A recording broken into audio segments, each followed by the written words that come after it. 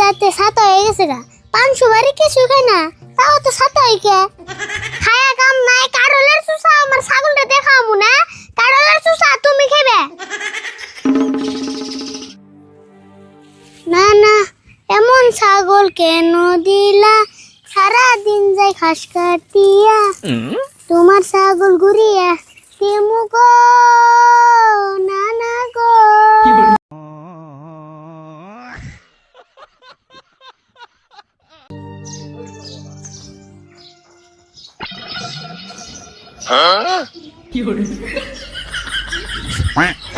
ওই তুই কি করতেছ?